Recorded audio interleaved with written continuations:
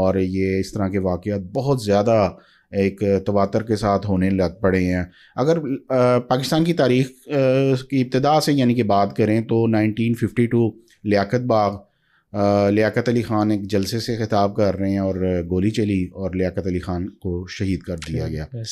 ٹھیک ہے، سیاسی عدم برداشت کی پہلی مثال تھی اگر پاکستان کی تاریخ کے حساب سے لگایا جائے.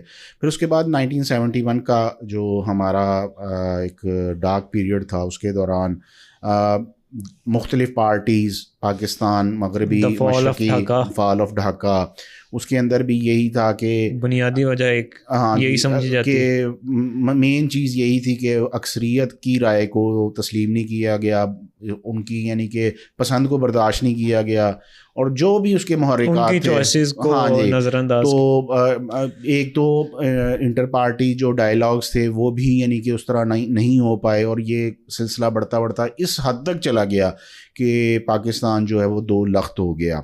اچھا، اس کے بعد اگر بات کی جائے ضیاء الحق کے دور کی تو اس میں بھی ہمیں نظر آتا ہے کہ سیاسی اختلاف یا جو بھی کہہ لیں ڈکٹیٹرشپ تو ہے اسی بات پہ تھی، اور اس میں پھر یہ جو سزائیں دی گئی، کوڑے مارے گئے اور باقی معاملات ہوئے.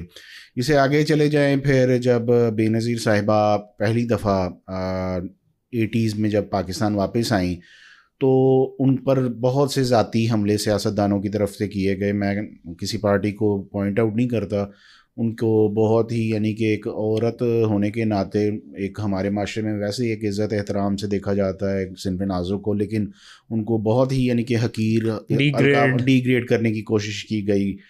پھر اس کے بعد اگر ہم لوگ آگے چلے جاتے ہیں، پھر جب دور آیا جناب پرویز مشرف صاحب کا، اس دور میں بھی سیاسی عدم برداشت، مخالفین کو سزائیں، یہ تو ایک لیول ہو گیا. پھر 2007 میں جب بے نظیر صاحبہ وطن واپس آئیں، سانحہ کارساز ہوا، کئی کارکنان شہید ہوئے. ٹھیک ہے، ان کو یعنی کہ پہلی اٹیمپٹ تھی، ان پر پہلا حملہ تھا. ٹھیک ہے، اور اللہ تعالیٰ نے ان کو بچا لیا، لیکن سیکنڈ اٹیمپٹ لیاقت باغ میں وہ ان کو شہید کر دیا گیا.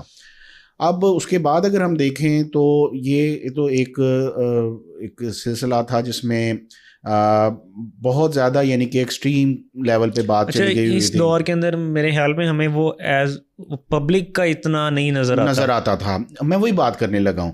اب تو پچھلے تقریباً ایک دہائی کے دوران یہ جو پبلک کی جانب سے ایک طوفان بدتمیزی جو ہے وہ ہمیں نظر آتا ہے، اور